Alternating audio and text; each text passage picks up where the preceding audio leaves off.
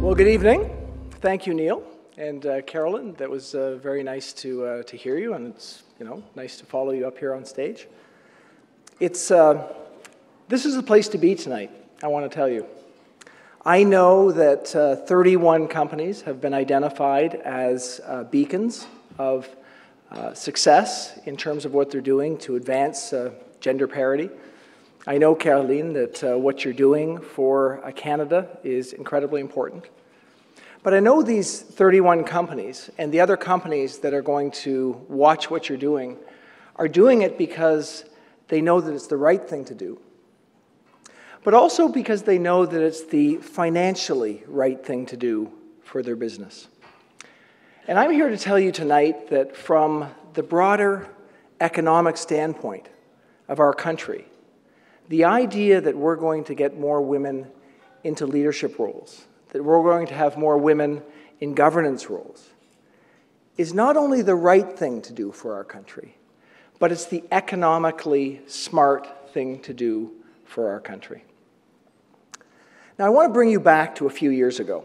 You'll remember that back in 2015, we were running for office, and we were thinking about how we face up to some of the significant challenges that we saw that Canadians were experiencing.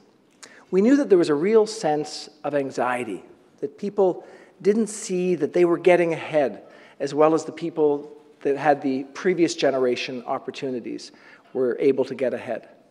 We knew that the combination of the speed of life and the challenges that families faced as a result meant that people needed to have a more optimistic sense of the future.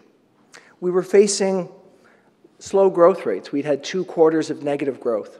We had high unemployment, 7.1% unemployment.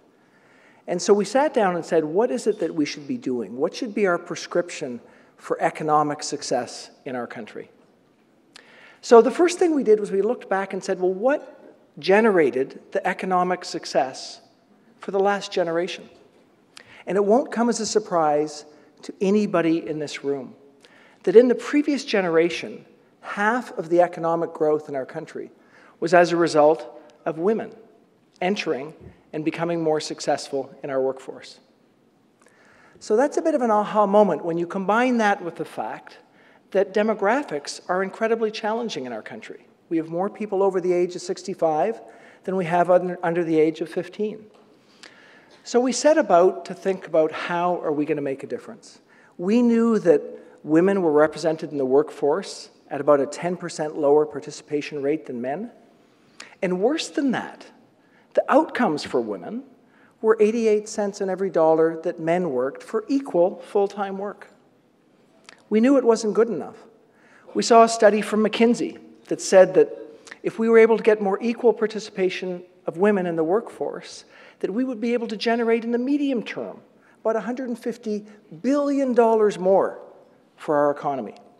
And to put that into context, with a $2.2 trillion economy, $150 billion, that's real money. So we set about to think about, what do you do? How do you deal with that?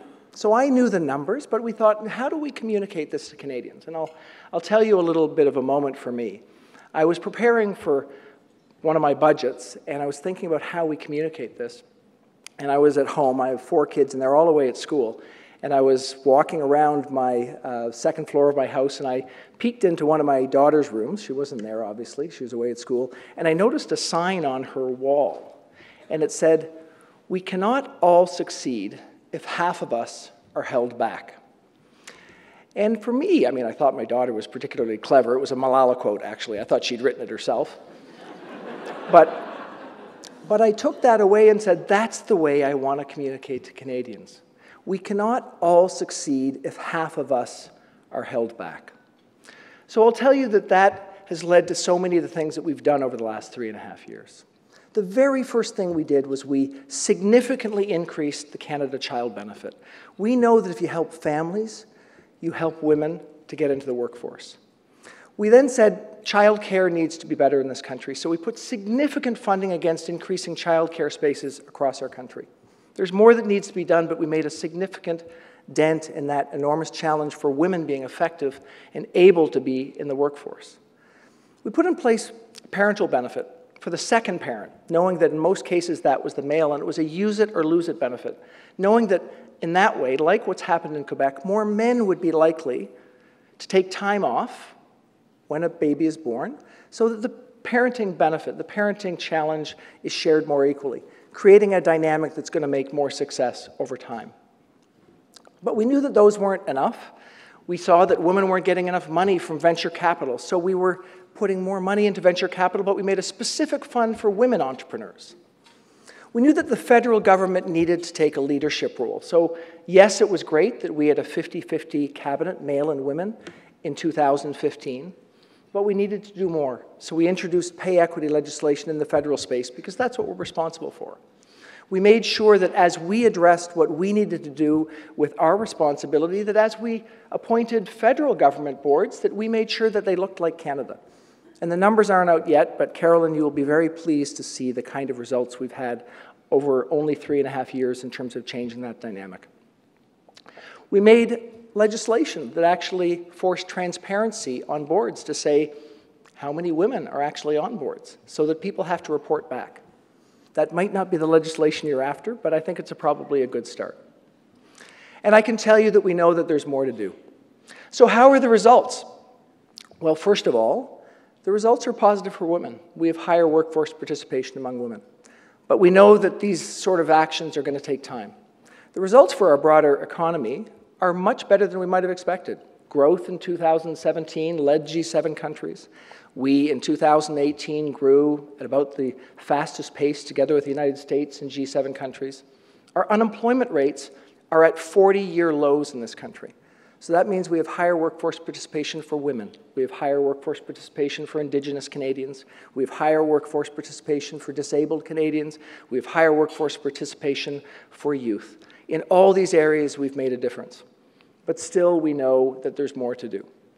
So I can tell you that with the help of organizations like Women in Governance, your government is going to stay focused on this issue. We know that getting more women into leadership roles, getting more women in governance can make an enormous difference for our businesses, can make an enormous difference for our economy. We know that creating those opportunities is important, encouraging women to grab those opportunities and take hold of them. It's the right thing to do for a stronger economy.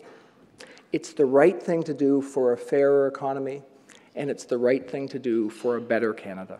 So thank you, all of you, for the efforts that you're making, and I can assure you that we will be working on all of your behalf and all other Canadians' behalf to advance this agenda in the coming weeks, months, and I hope years to come.